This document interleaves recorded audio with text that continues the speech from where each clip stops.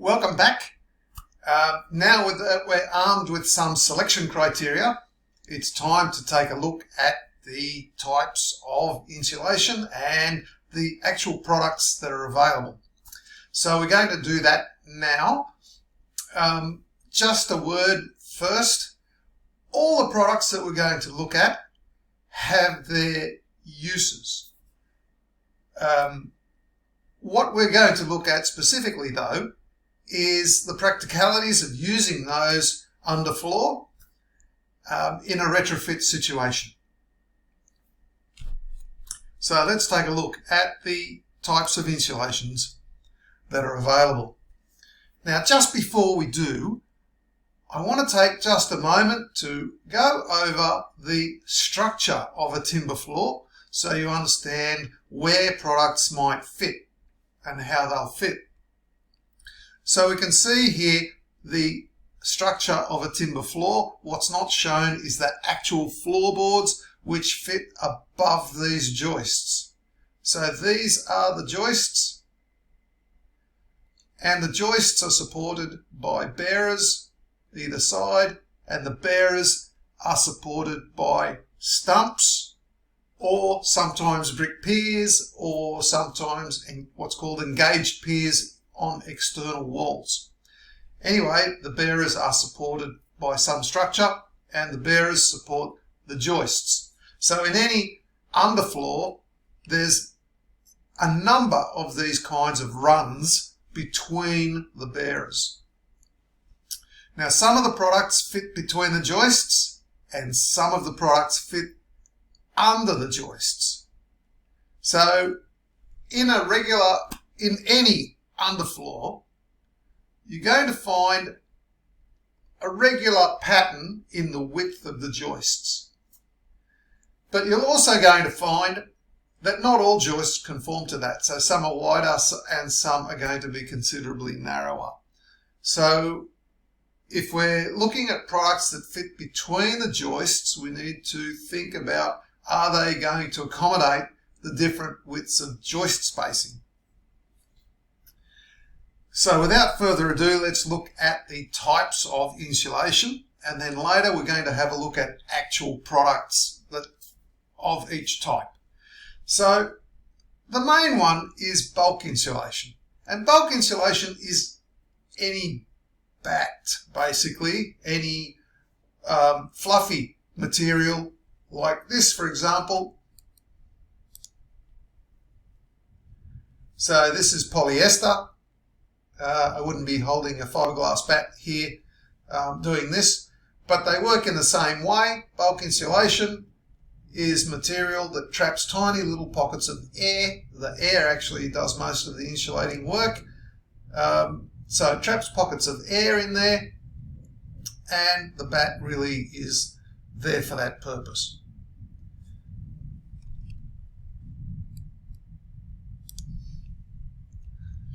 So the main types of bulk insulation are glass fibre batts and polyester. Next, we've got polystyrene products. So polystyrene comes in two different kinds.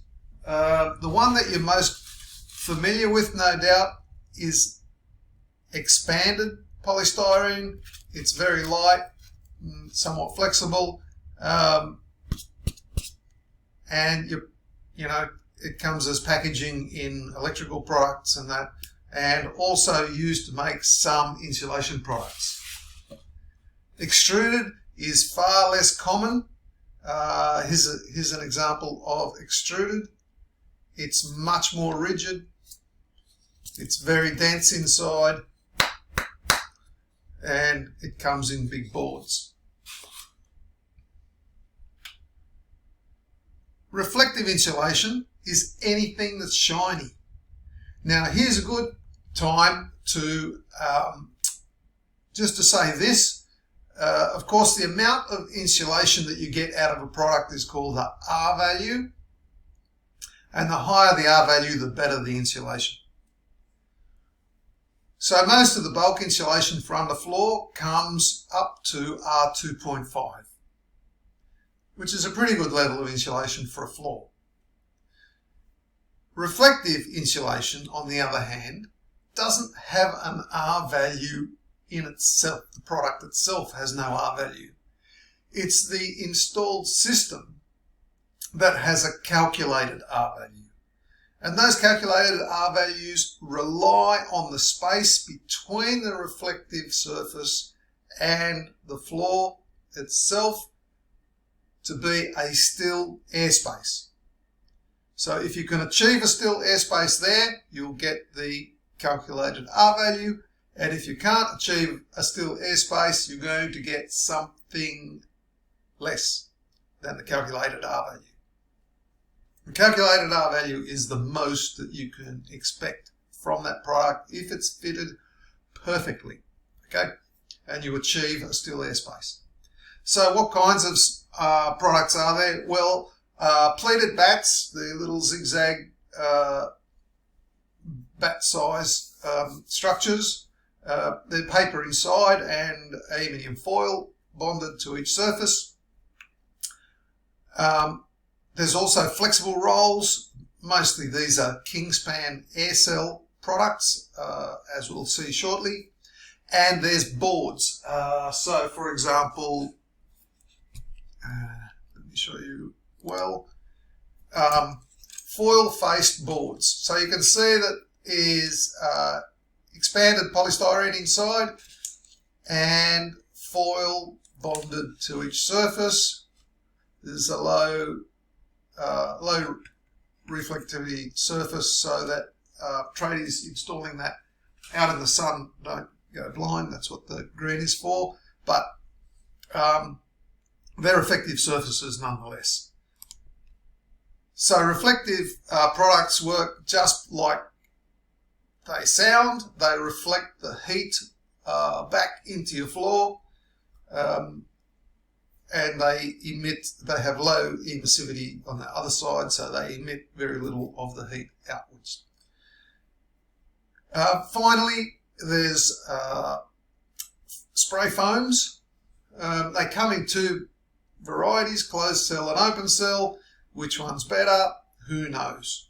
I've done some research on that from time to time, and I have been unable to come to a conclusion on that particular point myself. Now let's take a look at actual brand names that you can find. Now we're looking at products that are specifically for underfloor. Okay, so obviously there's hundreds of glass fibre bats, but we're just looking specifically at underfloor products. So the Optimo is a CSR Bradford product. It's a very stiff yellow fiberglass bat, and they have a little clip system that they use for holding them up. Earthwool also have an underfloor bat. Just worth noting, Earthwool, not really wool from the earth. It's a glass fibre product, just in case you didn't know. Okay.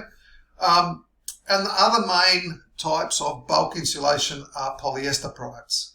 And there are three suppliers of the polyester products, and which one is available in your area depends on where you live. Okay. It's a good time now to just say this about bulk insulation. The format of the bulk insulation is important. Underfloors come in a variety of sizes and shapes.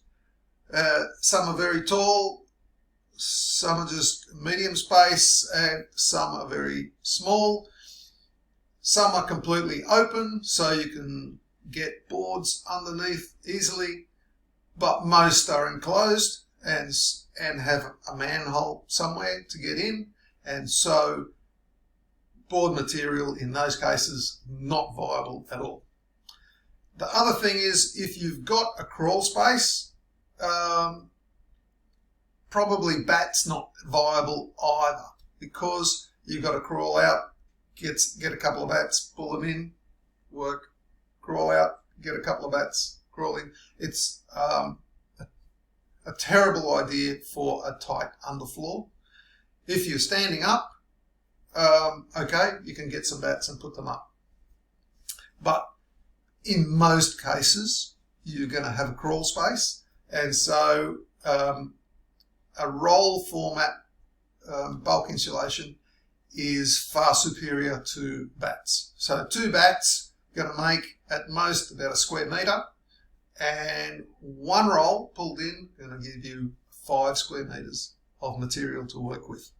So you'll be crawling back and forwards far less if you're using those products. In polystyrene, you've probably heard of X-Pol. So they're polystyrene batts. They've advertised quite a lot on TV. Foil board or foil-faced boards. Foil board is a product name. Generically, they're foil-faced boards.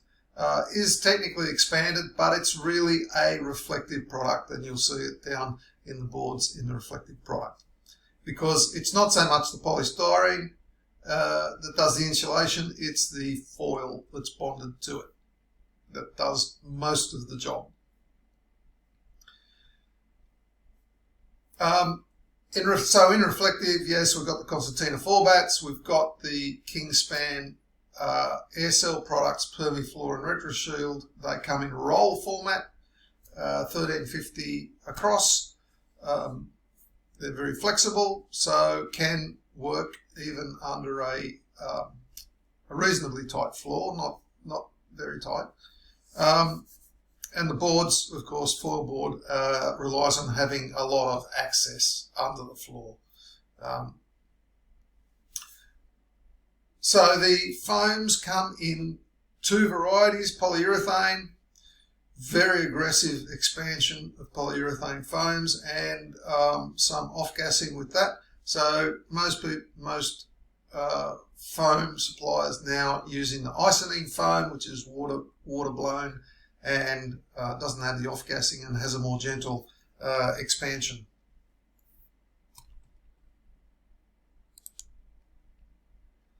Here we see an example of the CSR Bradford Optimo batts and their fixing clip. These batts, by the way, are really expensive. They're generally more expensive than the polyester products. So it leaves me wondering why anybody would actually use these batts. So the clip, you can see, is pretty easy to hold up above your head. Just how easy is this to do under a crawl space? I suspect not very. And of course, you've got to go back and forwards with the batts. So yes, if it's overhead, if you're standing up, you can pick up the batts and put them up and probably fix these clips with a driver and a screw pretty easily. I have seen these batts. They are amazingly stiff, okay, for glass fibre batts. Yep. The earth wool people have a thing called wind wash barrier. So these, again, are fairly stiff fiberglass batts, but they have bonded a perforated kind of cloth to one side of the bat. They do suggest that it's a friction fit, and I don't like that at all, because gravity is going to defeat friction fitting every time. So I'm not really sure what their thinking is in doing that. Looking at polyester products, okay, the one that's been around the longest is the Ortex product, and we've been using it.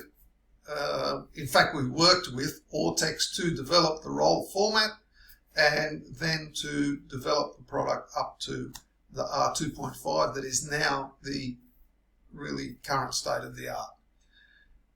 You can see that they're in a roll format. It's an absolutely glorious material. We wouldn't use it otherwise. There's 3 rolls in a pack, So 15.6 square metres of floor insulated by a pack. As I said earlier, you can pull the end of the roll in and you've got 5 square metres of material to work with. One of the things that's important about this material is that all the fibres are aligned across the material like this. And that gives it incredible strength that way. And it means that it takes staples very well. Now CSR Martini also make polyester, but now they also make roll format underfloor polyester. So this is a really nice material as well. Pretty hard to choose between this one and the Ortex. They're both beautiful materials. This one is a shorter roll. The Ortex is 11.6 metres in a roll, and the CSR Martini Polymax is 10 metres in a roll, so a little bit less. Also, the Polymax does come somewhat vacuum packed, but our experience is that it does actually fluff up pretty quickly once you open it. So, yep, it's a glorious material, just like the Ortex is. So, if you're outside of Victoria, you're going to get the Polymax material rather than the Ortex. But as I say, it's not really, there's no difference other than the rolls are a little bit shorter. Okay, so there's also Polyester Solutions, make a roll format product now. It's pretty nice too. It is Melbourne only product. Now, I did mention X-Pol earlier. I want you to look at this. The R value is 1.4. All of the bulk insulation comes up to 2.5. You can get 1.5, 2, or 2.5. By the way, here's a good time to say, chintzing out on the R value is a false economy. Yes, you could get an R1.5 polyester roll for much less than a 2.5. But you know what? The effort involved in insulating your floor means you only want to do it once and you want to get the best possible outcome. And that means using the best possible material, the 2.5. The overall difference in cost for the job is not going to be so enormous. It's really worth doing it the best you can. Anyway, 1.4 isn't it for a start. And let's just talk about another couple of things with this product. So the R1.4 is achieved in large part because of this still airspace here. And is it really a still airspace?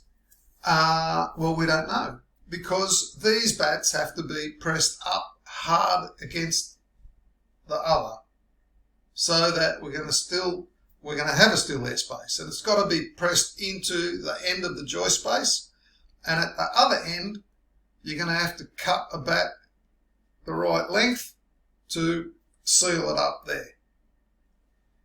Are they all going to stay in place? I don't know, but you're only going to get 1.4 if that happens. The other thing is the potential rodent runway in here. If one of the bats happens to fall out, or you haven't fitted them well enough, then that is a great hidey hole for rodents.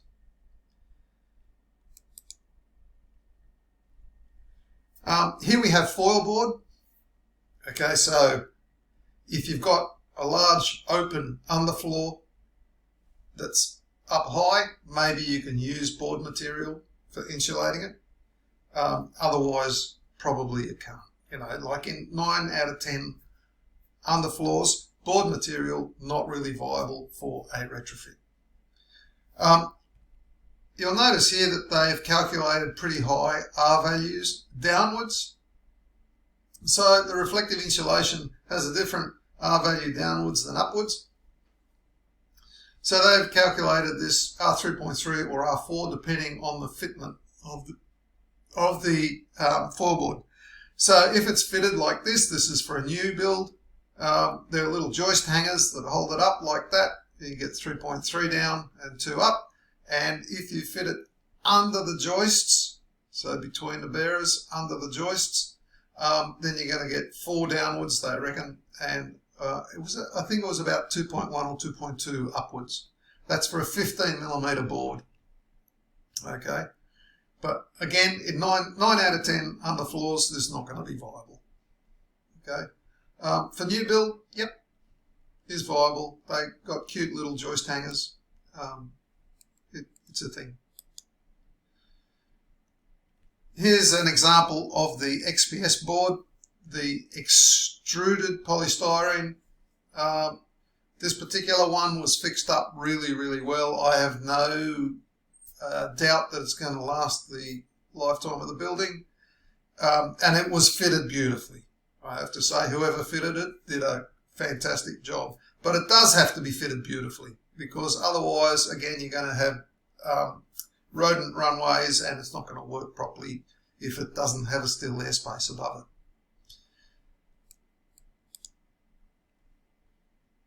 These are concertina floor bats, so we're in reflective insulation now. I do like concertina floor bats in some applications, but I don't like them for underfloor. They're pretty easy to handle. Yep, you can pull in a ton of them in one go. You know, you'll cover a lot of area. They're stapled along the bottom edge of the joists, and because they're reflective insulation, they must work in conjunction with a still airspace between them and the floor. Okay, in practice, that's incredibly difficult to achieve, and I think actually impossible to achieve. So what R value are you going to get with these? Really almost impossible to say. But we'll see some pictures coming up later in the next section. Okay, so Kingspan Aircell make a range of roll products. They have this specific one for underfloor called Permifloor. It's got tiny little holes in it to let water vapor through. It's got a thin polyurethane core and aluminium on both sides. We've only used this once because a client actually wanted this particular product, and we found it really, really difficult to staple because the staples would just punch straight through the product and the product would fall off. So the staple would stay with a little bit of the product in the joist and the rest of the product would fall down. So it was really difficult to work with, and we never touched it again. Maybe it's different now, I don't know. Here's another product, RetroShield. RetroShield is super tough. You can staple RetroShield and the staples won't pull through the product. It is super tough product.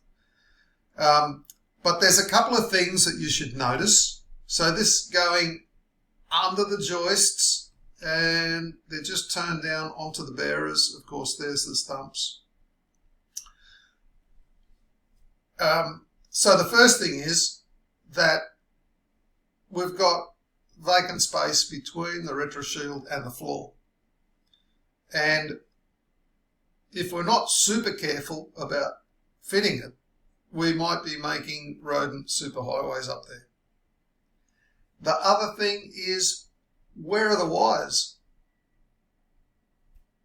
We've lost visibility to the wires. So usually there's wires along some of the joists, and we've got no clue where the wires are. If we have to do some electrical work to those, it's going to be really difficult. The other thing is where the sections lap over, you need to tape the joins. And they do provide a really great 70mm wide aluminium tape for the purpose. But fitting the tape is tricky. You have to rub it on a lot, and they give you a special little plastic squeegee thing to do that. And if you don't do that, you think you just rub it on with your hand and it looks amazing because it's a very high tack adhesive on the tape. But in a year, you go under there and half the tape will be hanging off. Okay, so the tape is a tricky part to this kind of thing. But you can see like this kind of flexible reflective insulation is viable under most floors. The tricky part under tighter floors is to remember where the wires are. Okay, so you think, oh, this joist has a wire, that joist has a wire, and then you put up your section because it's 1300mm long. It's big, you're holding it up with your feet and your hands, and then you've gone, uh-oh, where were the wires? Yeah. So the risk of stapling a wire becomes much higher. Okay, finally, here's some Icynene foam. That's what it looks like.